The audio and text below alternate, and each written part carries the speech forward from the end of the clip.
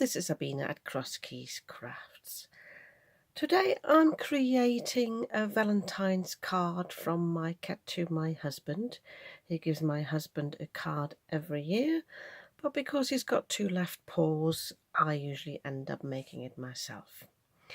And I don't want to repeat what I've done in the past, so today I thought I'll make a little gatefold card, and then I would like to work with these little stamps here, mini rune and mini jings, and also with hocus and pocus, because I haven't used them since I bought them last year.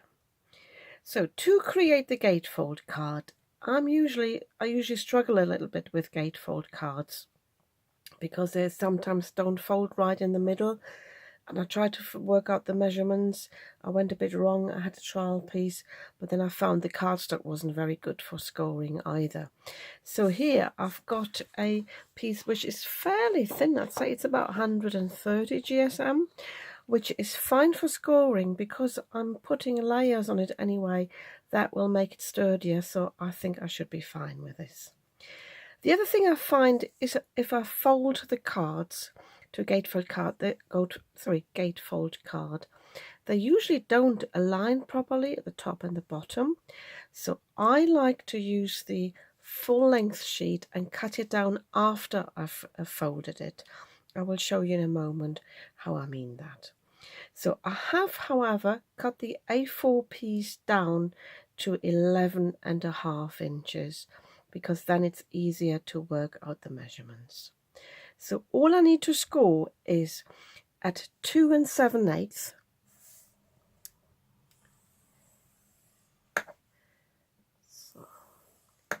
And then I'm turning the piece the other way around and do the 2 7/8 from this side as well.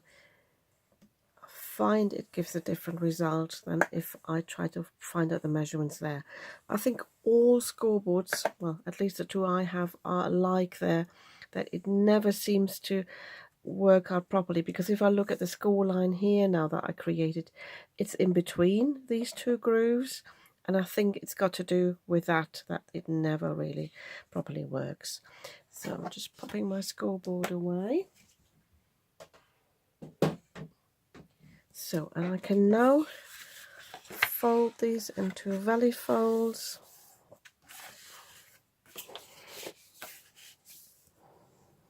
I'm also mindful I've got a little crease here, so I will leave that in the bit that I'm cutting off.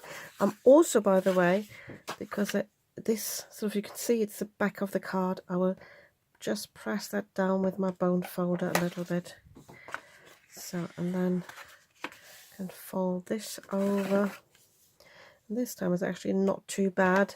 I think sometimes the thicker the cardstock is, the more it expands as well, and then you get sort of uneven lines. But can you see what I mean now?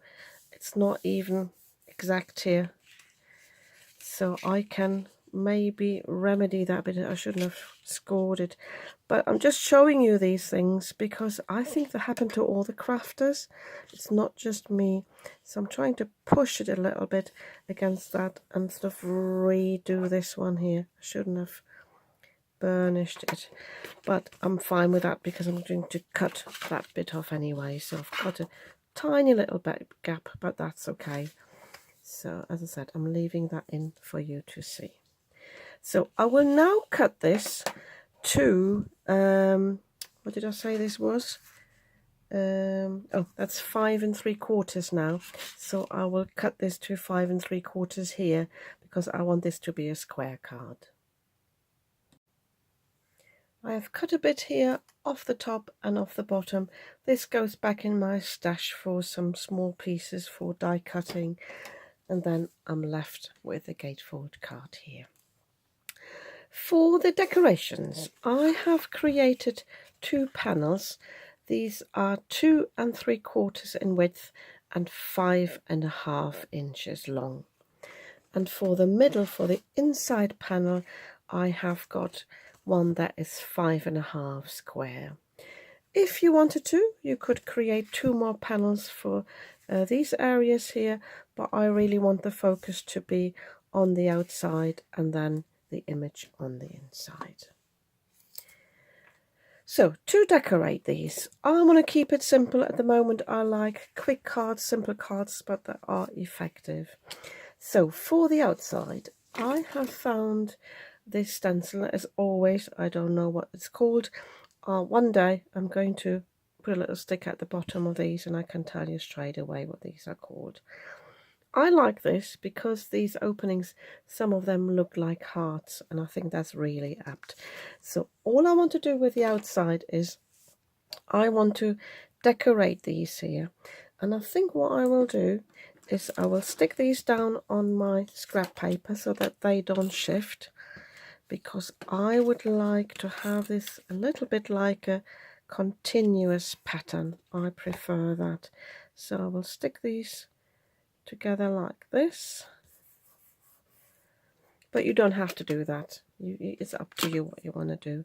And I will just put some ink down. I hope I've got some blue residue there, but I hope this is not coming off. So I've just got an ink blending brush, and I will just go for the Emperor Red here. Any colour obviously is fine. I just fancied some red for Valentine's Day. So I think this is quite juicy, it is. So I'm putting a little bit in the lid there. And if you want to, you can stick your stencil down. I will just hold it down and then I will go in with circular motions. Got quite a bit of ink there, but that's fine. I'm working, by the way, on my usual 300 GSM cardstock from UK Crafts. I find that it can hold a lot of ink and paper and is fairly smooth. Although, if you've been following me, I have said that in the past I had a stash that was a bit of a lower quality, and I've just shifted this. Sugar. So I'll try to put it back. It's because I moved the lid and that knocked it. But I should be able to align this here. Again, another reason I should take my own advice and should have stuck it down.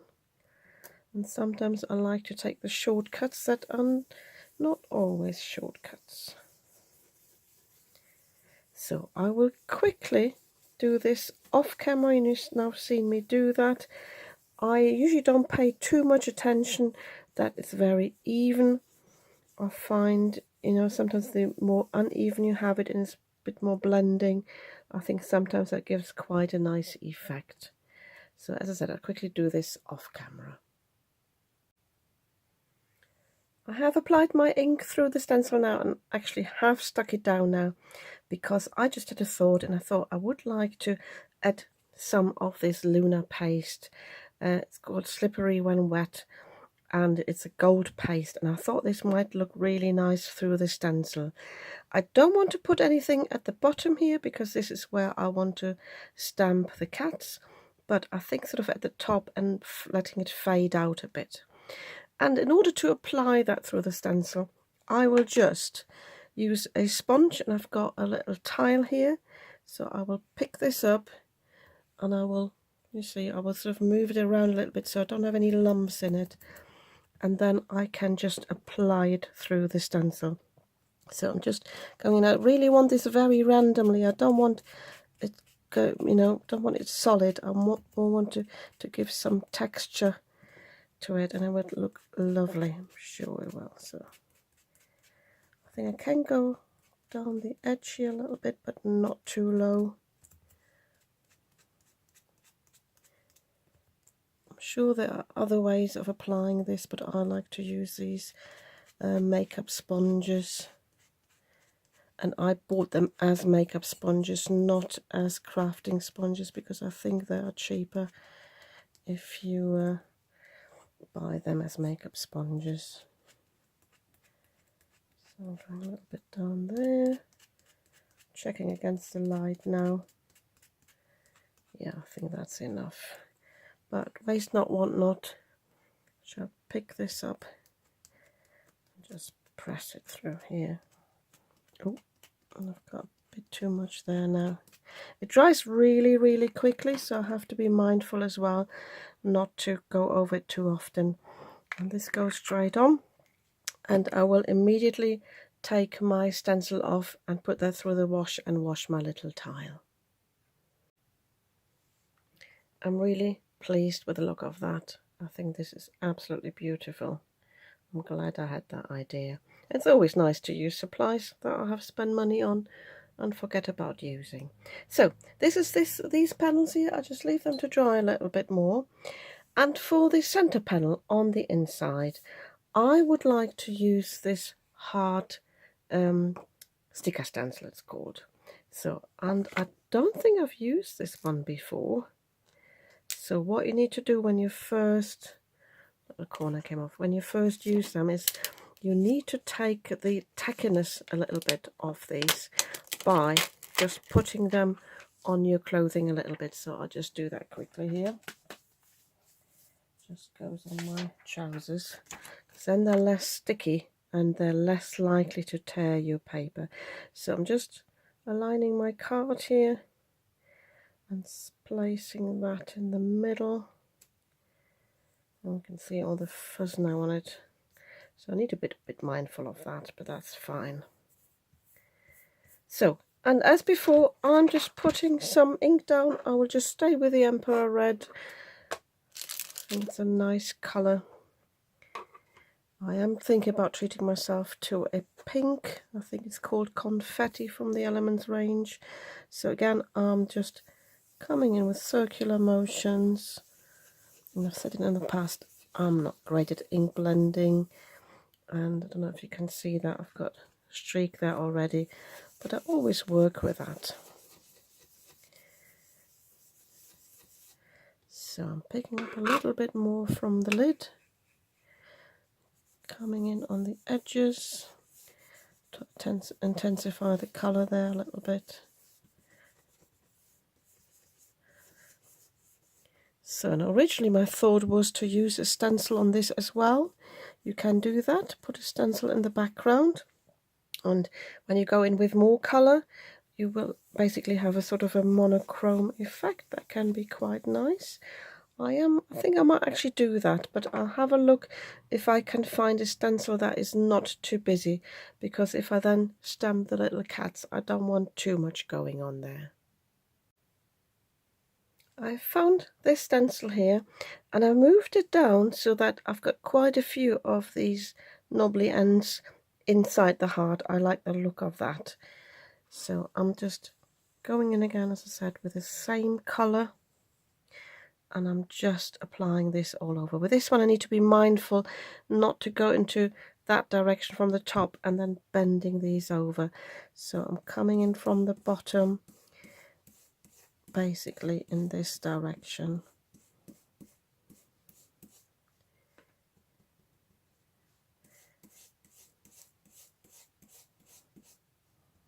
And I'm also mindful that I don't go outside of that sticker stencil, because I don't want any residue on the top.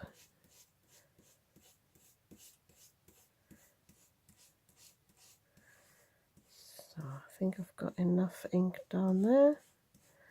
So when I lift it up now, can you see? I've got the pattern, but it's not white on red, because I've already put a bit of colour down. Again, I'm giving that a quick wash, put my brushes away, and I will also, let me just think if I can take the mask off. Yeah, I think I will take the mask off now. So what I will do is I will use my heat tool or just my hairdryer and warm this up a little bit, because then the stickiness, the glue will loosen a little bit and the paper is less likely to tear. The sticker stencil came off perfectly just with a hairdryer. I find with a hairdryer I've got a bit more control over the heat. It's not getting too hot, so it won't warp or distort the plastic. And yeah, I've got no tears on the paper, and I just want to show you how I clean this. So I put this back onto the piece here. I'm a bit off the center there, but it doesn't matter. And I just use my little cloth here. I use some water, and then I can wipe that clean. The Emperor Red ink is a bit sort of like it wants to stain a little bit more. I notice as well I've got it on my fingers, although I washed them. So if you're too bothered about them can give that a thorough wash, but obviously with it being sticky I don't want to risk too much. If I now hold it up, yeah, most of it is gone there, so I can stack that away. So my original thought was to use these little cats on the inside of the heart and go around on the inside, but because the heart is actually smaller than I had remembered them, I thought maybe the cats can walk on the outside. I've got plenty of space there, and this is what I want to do. So I'm getting my acrylic blocks ready. I've got my black ink already here, and then I'm going to stamp the little cats. I did a little test stamp here on the side because they're new stamps, but they're absolutely beautiful. My idea was for these two cats to meet at the top, and basically I thought if I work my way round backwards, so have this one here and then sort of try to figure out how far I can get down, I think that would be good, because I definitely want both of them to meet here at the top. But the way my camera setup is, I think I will do this off camera. Apologise if you want to see me stamp. I might just show you the last one when I'm down here.